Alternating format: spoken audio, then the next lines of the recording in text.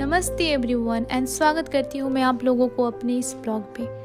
तो दोस्तों, क्या आप लोगों ने कभी ऐसे मंदिर के बारे में सुना है जो 400 मिलियन साल से भी पुरानी गुफाओं में बना है?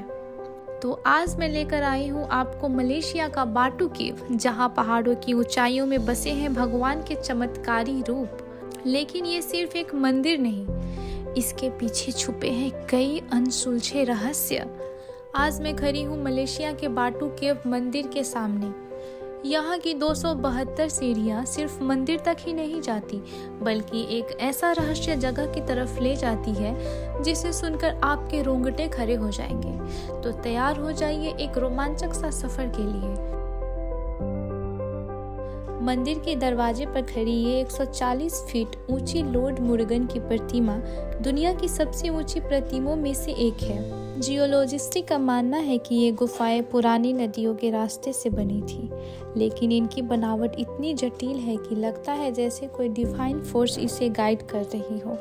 यहाँ की हर दीवार और हर कोने में इतिहास का एक गहरा रहस्य छुपा है। इन 272 रंग बिरंगी सीढ़ियों को चढ़ना सिर्फ एक फिजिकल चैलेंज नहीं, बल्कि एक स्पिरिचुअल यात्रा मानी जाती है। कहते हैं कि थाई पुशुम फेस्टिवल के वक्त जब सूरज एक खास दिशा में होता है, तब ये प्रतिमा एक इकलौती रोशनी से चमक उठती है।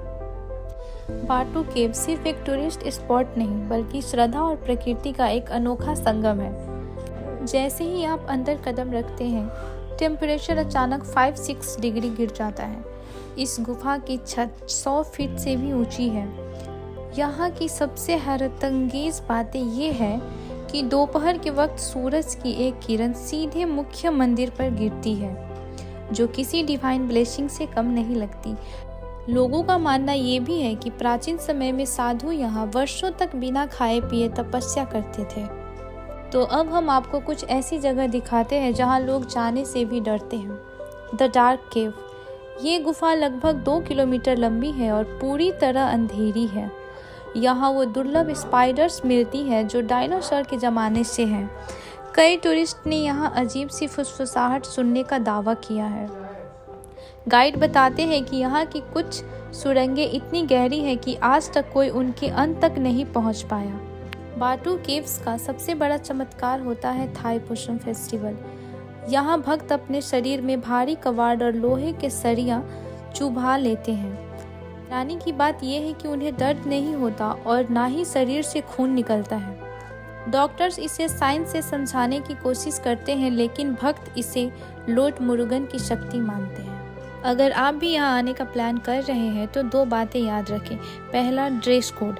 यहाँ शॉर्ट्स पहनना मना है। अगर आप छोटे कपड़े पहनकर आए हैं तो आपको गेट पर सरोंग मतलब यानी कि लपेटने वाला कपड़ा किराए पर लेना होगा।